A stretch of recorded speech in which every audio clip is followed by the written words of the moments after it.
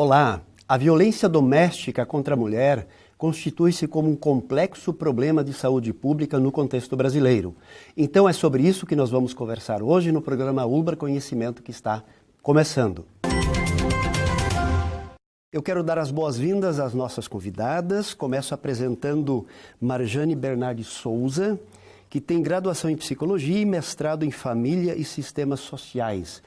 É coordenadora do curso de Psicologia da Ubra de São Jerônimo e coordena o grupo de pesquisa sobre a violência doméstica em relação à mulher. Seja bem-vinda, professora. Muito obrigada, agradeço o convite. Muito bem, ainda quero também apresentar Clícia Costa, que é acadêmica do curso de Psicologia da Ubra de São Jerônimo e participa deste projeto Violência contra a Mulher desde o seu início. Seja muito bem-vinda, Clícia. Eu quero começar essa nossa conversa perguntando, professora Marjane, o projeto Mapa da Violência Doméstica contra a Mulher na região carbo-petroquímica, de que trata esse projeto? Na realidade, esse projeto é uma continuação de um projeto anterior. Então, Sim. Vou contar um pouquinho de como começou. Na realidade, nós estamos pesquisando desde 2014 esse tema. Perfeito. E inicialmente começamos a fazer um projeto onde nós entrevistamos algumas mulheres que foram vítimas de violência. Sim. Então, esse foi o primeiro projeto. E depois, em 2015, nós iniciamos esse novo projeto, que é a tentativa de mapear os indicadores de violência de toda a região carbo-petroquímica. Na realidade, são 10 municípios, né? Então, nós estamos... porque, assim, uma das coisas que geralmente acontece, as pessoas dizem assim, está aumentando a violência, mas Sim. o quanto realmente isso aumenta e como perfeito, isso sim. está aumentando. Sim. Então, na realidade, a gente muitas vezes não tem esses indicadores. Sim. Então, essa está sendo a nossa tentativa. Olha, né? de perceber se de fato está aumentando ou se as Exatamente. pessoas estão denunciando mais. Exato. Aí tem duas questões, né? Porque a nossa pesquisa, ela envolve só as denúncias que são feitas na delegacia As de denúncias polícia. que aconteceram Exatamente. formalmente. Oficiais, tá? A gente sabe por outras pesquisas que atrás desses números, vamos supor, de uma denúncia que é feita na delegacia de polícia, existe 5 que não são feitas. Olha só. É um número, assim, Assustador, muito né? assustador. Então, o que acontece? No momento que nós começamos a mapear esses indicadores, nós já estamos no segundo ano. Tá? Nós começamos a mapear em 2016, Sim. 2017, agora nós estamos colhendo os dados e vamos para 2018. São os 3 últimos anos para poder fazer essa comparação dos dados nesses 10 municípios. Muito e daí bem. compreende a região carbo-petroquímica. Clícia, você participou desde o início do projeto, né? Foi. O que te motivou a pensar nessa perspectiva de estudar a violência contra a mulher? De participar dessa pesquisa, né? Na verdade, quando o grupo começou, a gente não tinha um tema definido. Tinha um evento na Ubra de São Jerônimo e a palestrante falava sobre a importância da pesquisa e como isso ajuda no meio científico, né? Questões mais sobre pesquisa, não sobre o tema violência. Perfeito. E aí eu procurei a coordenadora e a gente não tinha um grupo de pesquisa. E eu perguntei para ela por que a gente não tinha um grupo. Olha só. E ela disse que precisávamos de pessoas para ter um grupo de pesquisa. E era uma quarta-feira, se não me engano. Na sexta-feira, a gente tinha um grupo de pessoas. Olha só. E aí a gente foi procurando temas que eram relevantes, né? E acabamos chegando em violência doméstica. Professora, como é que a gente poderia caracterizar violência doméstica contra a mulher? A violência doméstica contra a mulher é aquela que acontece dentro do lar, ou dentro dos domínios, por isso a gente diz doméstica, né? Perfeito, que acontece naquele âmbito que é o âmbito de lar, onde geralmente quem faz ou quem é o agressor é aquele que geralmente deveria cuidar ou deveria ser um parceiro ou alguém que está numa posição diferenciada. Então, a gente vai sempre falar de violência doméstica, porque daí nós podemos diferenciar de outro tipo de violência, que é, bom, vamos supor, eu saio daqui e sou agredida ali na rua. Sim. Bom, então isso pode estar relacionado com alguma agressão específica à mulher, mas não se caracterizar como uma violência doméstica. Né? Então, a doméstica sempre está relacionado a esse ambiente familiar, né? Esse ambiente de lar, porque agora a gente vai também dizer, bom, ao âmbito da família, né? Que, na realidade, também a gente tem que ter o cuidado, porque nem sempre é o ambiente que as pessoas moram, né? Que pode ser diferente, porque atualmente também, com essas novas configurações familiares, fica difícil definir, muitas vezes, qual é esse ambiente, mas tem a ver certamente com a residência, onde as pessoas estão se relacionando. Ou seja, um grupo no qual a pessoa se sente pertencente. Exatamente, porque na realidade a família não está atualmente mais ligado só, vamos supor, a laços sanguíneos, a morar num determinado local ou sexos diferentes. Na realidade, hoje isso tem se modificado bastante, então é difícil às vezes a gente definir a família, mas está ligado sim a laços afetivos, a laços de cooperação, de tentativa de futuro. Perfeito. Clícia, quais são as principais motivações que levam à violência doméstica? Porque as pessoas, na verdade, elas constituem uma família ou um grupo familiar, seja como for, por uma questão de motivação afetiva e, de repente, este que era o motivo que faz as pessoas se unirem e se transforma em situações de violência. Então, quais seriam as causas que vocês já perceberam que levam alguém a praticar violência? Geralmente o homem, né? Na realidade, as pesquisas vão mostrar que os homens são os agressores que cometem um maior tipo de... percentual. Muito maior do que mulheres. O que vocês perceberam? A gente percebeu, logo no início da pesquisa, nós aplicamos testes psicológicos nas vítimas, em algumas vítimas, no CREAS de São Jerônimo. E foi bem visível, assim, a questão de medo de sair de casa por ameaças por parte do marido, ou medo de sair de casa e não ter para onde ir. Então, essas mulheres acabam continuando nessa relação meio totalmente destrutiva, né? Sim. E por que os homens agridem, isso a gente ainda está tentando entender com a pesquisa. Mas o motivo das mulheres permanecerem sob violência são sociais e emotivos e psicológicos. Na realidade, assim, quando a gente vai tentar entender um pouco a violência, é algo muito complexo, né? A gente não consegue entender uma causa única ou identificar uma única. Exatamente. Então, nós vamos ter, assim, questões bem sociais, históricas, psicológicas, que, na realidade, muitas vezes, assim, pegando vários fatores, nós conseguimos entender o fenômeno da violência, né? Então, tem muitas causas e por isso que ele é complexo, né? Por isso que as pessoas dizem assim, eu conheço fulano de tal que age dessa maneira, outra pessoa age de outra maneira. Quer dizer, diante da violência, é muito difícil identificar uma causa única, né? Isso não tem como mensurar. Mas a gente sabe, assim, que são vários fatores, né? Desde o que a Clícia falou, como a questão social, a questão histórica muito forte que nós temos ainda, essa desigualdade entre homens e mulheres em algumas situações. Então, isso faz com que, realmente, a gente tenha que estudar muito o agressor, né? Quem é esse agressor e o que motiva. A gente tem questões de drogas também, de transtornos psicológicos, que são forte, né? O alcoolismo, que é a droga lícita, né? Perfeito, né? É um dos motivadores da violência. Nós fizemos uma pesquisa em termos do agressor e esses foram os dois motivos, assim, mais gritantes, assim, que nos chamou muita atenção, que é a questão das drogas e do álcool, né? Que isso é fator, assim, mais de 70% dos casos estão ligados a isso. Né? Ao alcoolismo. Ao alcoolismo. Né? E também nós temos diferentes formas de violência que a mulher sofre, doméstica, psicológica, física, né? Isso. Como é que a gente poderia caracterizar E, na realidade, isso é muito interessante, porque há pouco tempo, assim, nós tínhamos uma questão que se falava só em violência doméstica física, né? Então, isso tinha que ser caracterizado, vamos supor, na delegacia, com marcas no corpo ou com algum dano físico.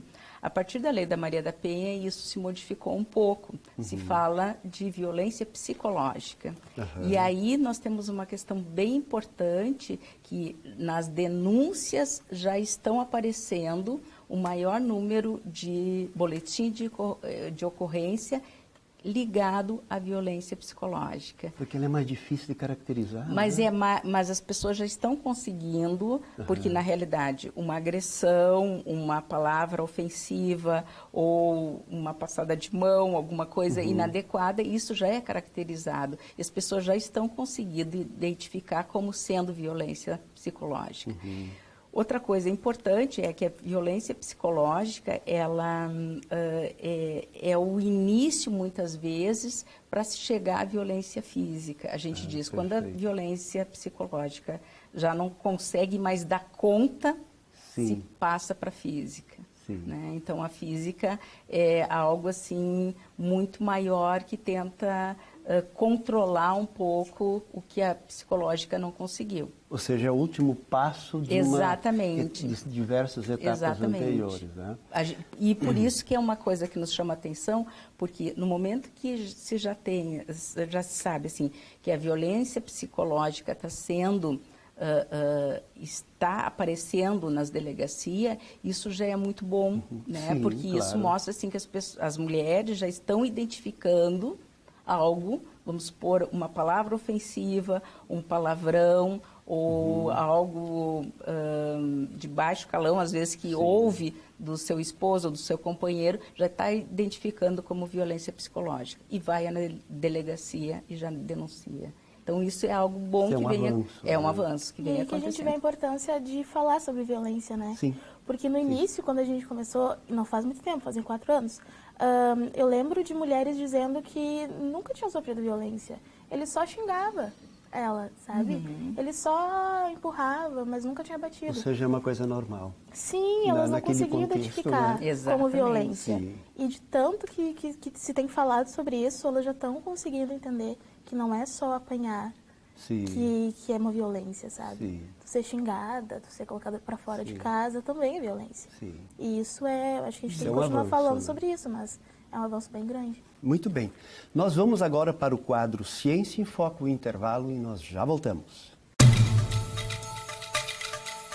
Ciência em Foco de hoje vai falar sobre o NAVIV, Núcleo de Atendimento a Vítimas de Violência. É um serviço do curso de Psicologia da UBRA de Canoas, que realiza atendimentos dos mais diversos, sempre voltado à violência. Nós oferecemos diversos atendimentos, diversos serviços para pessoas que sofreram algum tipo de violência. Então, tanto os homens que se dão conta, que percebem que precisam de auxílio por ter uma relação tóxica e por algum momento ter agredido a sua parceira ou algum familiar, quanto as mulheres que sofrem violência dos mais diversos tipos, como violência física, violência psicológica, violência sexual. Além disso, nós também oferecemos atendimento para crianças e jovens que passaram por algum tipo de violência. Nós estamos à disposição da comunidade, busque auxílio, é importante denunciar, é importante buscar ajuda nessa situação.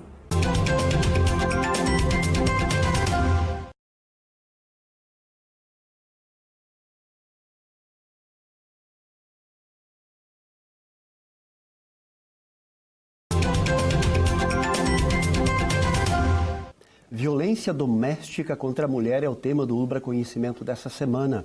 E temos como convidadas a professora Marjane Bernardi Souza e a acadêmica do curso de Psicologia, Clícia Costa, as duas da UBRA de São Jerônimo. Professora, antes você tinha comentado que mais ou menos para uma denúncia feita, 5 não são feitas. O que leva as mulheres que sofrem violência, que têm consciência disso e não denunciam? Essa é uma questão bem importante, né? O que leva a não denunciar? Aí nós temos vários fatores. Até uma das pesquisas que nós realizamos, nós conseguimos identificar a questão psicológica, né? O que significa isso? Que todas as mulheres que nós entrevistamos que sofriam violência, elas também também tinham um transtorno psicológico junto. Tá? Então, claro que a gente poderia dizer, foi o transtorno que fez com que elas se juntassem, essa pessoa agressiva, ou foi após a agressão que desencadeou uma depressão ou um transtorno de ansiedade. Bom, isso a gente não sabe, né? Mas esse pode ser um dos fatores. O outro também, conforme a classe social, nós temos a questão financeira, né? A dependência financeira em algumas situações. Nós temos também uma questão social, que muitas pessoas ainda não conseguem se ver separada de outra pessoa. E nós temos também, o mais grave de tudo é o medo. Né? O medo. Exatamente. Por que o medo? Assim? Porque, na realidade, muitas vezes se instaura um ciclo de violência, né? E esses ciclos, às vezes, é difícil de romper. Quer dizer, é difícil tu dizer assim, bom, agora, por mais que a mulher saiba que tu tem uma rede de apoio, onde as pessoas dizem, olha, eu estou do teu lado, eu vou junto contigo, isso muitas vezes não é o suficiente, né? Ela não consegue se sentir fortalecida para que realmente ela possa fazer essa denúncia. Então, o medo é algo, muitas vezes, que paralisa. E isso faz com que, até muitas vezes, a gente ouve algumas pessoas dizer, ela foi lá, agora não tem mais, mas ela foi lá, denunciou e depois ela negou aquela agressão.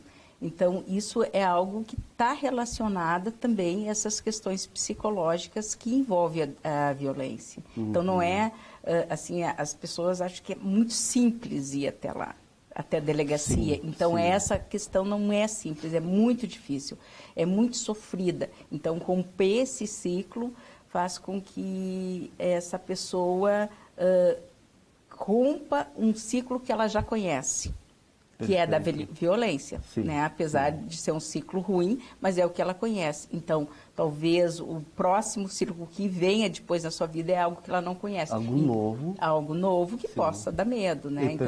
Então, isso faz com que muitas vezes não chegue.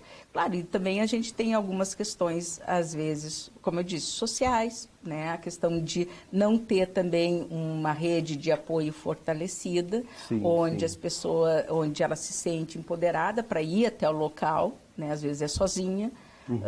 Nós entrevistamos uma senhora que diz, bom, eu apanho há 42 anos. Olha só. Ela sabe que isso não está certo, mas ela também não se sente fortalecida para ir até a delegacia e fazer a denúncia. De uma de outra maneira, ela aprendeu a lidar com essa situação, digamos, entre aspas, assim. De violência. De violência. De violência. Perfeito, né? Então, é muito difícil romper esse círculo.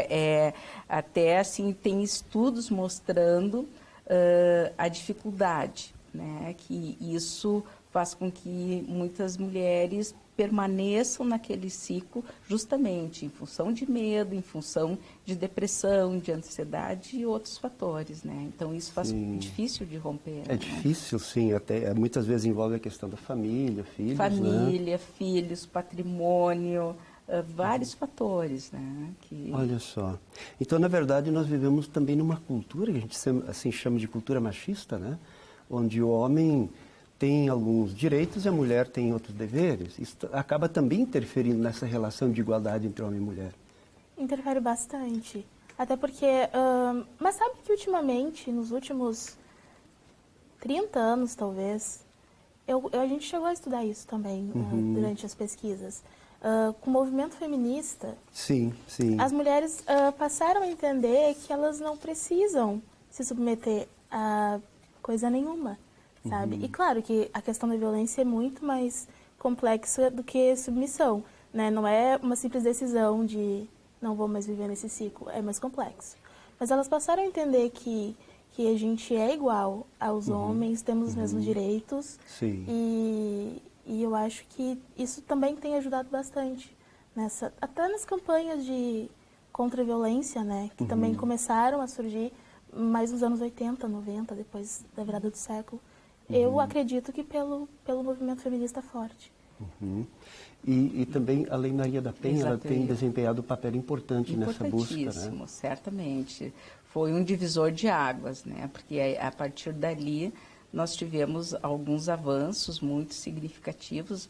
Assim, o que nós já falamos é em termos de classificação da violência, né? A Maria da Penha vem e traz, assim, 5 tipos, né? Então, nós temos a violência psicológica, a violência física, a moral, a social e a patrimonial. Quer dizer, são outros tipos de violência que muitas vezes isso não era levado em consideração. Né? Então, quer dizer, bom, eu pego o documento, ou pego a carteira de identidade, fico só restrito ao patrimônio, ou pego a chave da casa e não deixo ninguém sair. Então, aí a gente tem outros tipos de classificação da violência. Isso foi um avanço e também as medidas protetivas, né? Então, que também nos ajudou muito a proteger um pouco dessa violência e deixar o agressor longe, né, protegendo essa pessoa em alguns momentos da sua vida, podendo ficar distante ou não se aproximando, estão tendo assim, uma função muito importante nessa questão da violência. E isso facilitou que as mulheres pudessem denunciar mais. Né? E aí o papel do Estado é fundamental. É fundamental. Né? É isso que muitas vezes é questionado. Até quando essas medidas protetivas, elas realmente funcionam. Sim. E aí que a gente tem algumas situações de que realmente elas não funcionam. Né? Isso a mídia sempre está noticiando, assim, questões de que já tinha a medida protetiva. Perfeito, e isso não foi suficiente. Né? Claro que o Estado teria que dar conta dessas medidas para proteger mais e a mulher se sentir mais assegurada de que realmente nada vai acontecer. Mas a gente sabe que isso realmente é difícil de acontecer. Né? Mas é um processo porque os países desenvolvidos, eles agem diferentemente em relação a esse tipo de violência. Talvez a gente seja muito permissivo ainda e ainda muito envolvido com essa cultura machista, né? Onde a criança, menino e menino, muitas vezes é educada de maneira diferente. Né? E isso é uma das coisas que a gente vai ver. Assim, realmente, a diminuição desses indicadores de violência vão passar muito pela questão da educação. No momento que nós conseguimos avançar um pouco mais em termos de educação, e aí o senhor coloca, né, a questão de meninos e meninas, o respeito pelo outro, a questão da diversidade, são temas importantes que nós temos que ensinar às nossas crianças. Né? Desde pequenininho tem que poder aprender o respeito pelo outro. Independente de qualquer coisa. Exatamente. Não tem nada a ver com gênero, com sexo, com nada disso. É respeito ao outro. Né? E isso realmente tem a ver com a educação. Isso então, nós vamos conseguir avançar um pouco nessa situação. Sim. O problema do pensamento único, ou seja, o que eu penso está correto, o que o outro pensa não interessa, está errado. Isso é um problema para a nossa sociedade. Né?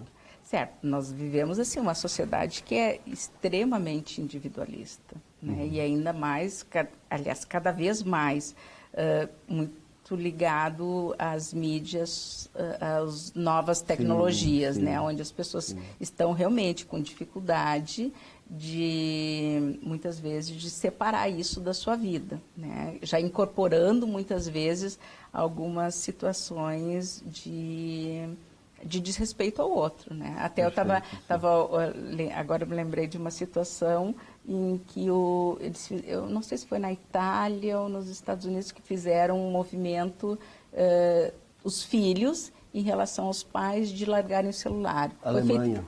Então tá isso foi toda uma campanha. Né? Foi muito genial isso, quer dizer, mostrando para os pais, porque isso interfere diretamente nas relações. Tá? E as relações só vão poder modificar um pouco a partir do momento que houver respeito na relação. Né? E muitas vezes isso não é o respeito. Sim.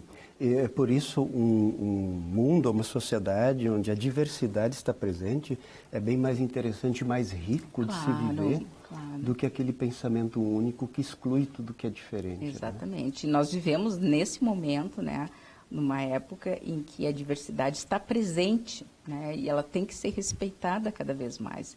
E nas relações familiares, nas relações das pessoas, isso é fundamental. Como eu disse antes, assim, na realidade nós estamos muito mais envolvido em termos de afetividade do que laços sanguíneos ou outro tipo de laços, né? De nacionalidade, de cor, de gênero, de sexo. Na realidade, nós estamos ligados a laços afetivos, e isso que é importante. E as crianças e os adolescentes, e cada vez mais nós temos que falar sobre isso, né?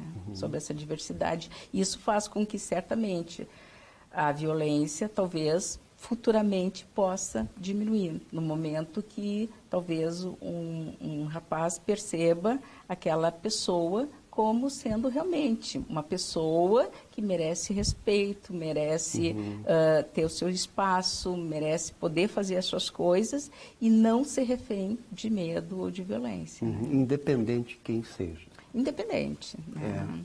Muito bem. Nós vamos agora para o quadro Dica do Programa e já voltamos para o recado final das nossas convidadas. A dica do programa de hoje é sobre violência doméstica, denunciar quando está ocorrendo ou quando está sofrendo algum tipo de violência. É ir até a delegacia da sua cidade, ou CRAS ou CREAS, ou discando 180, ou quando você estiver vendo alguma vítima sofrendo violência, vá lá e ajude. Ligue ou procure ligar para o 190 se estiver ocorrendo no momento a agressão.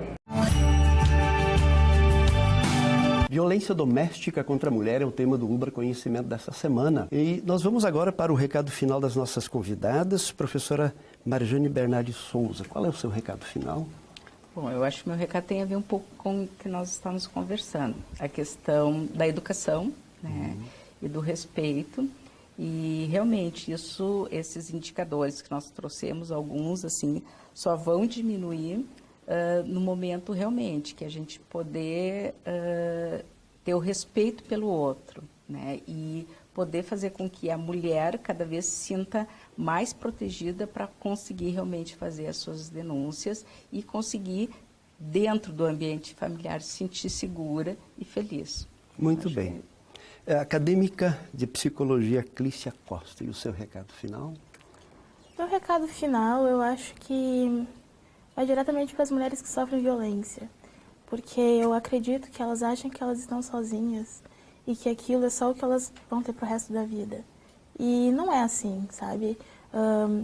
Se elas procurarem, claro que é difícil, mas se elas procurarem, existem outras mulheres que podem ajudar. E elas vão conseguir sair dessa. E eu acho que meu recado é esse. Muito obrigado, professora Marjane. Muito obrigado, Clícia, por essa conversa. Muito obrigado você pela companhia e nós nos encontramos na próxima semana para mais um Ubra Conhecimento. Até lá!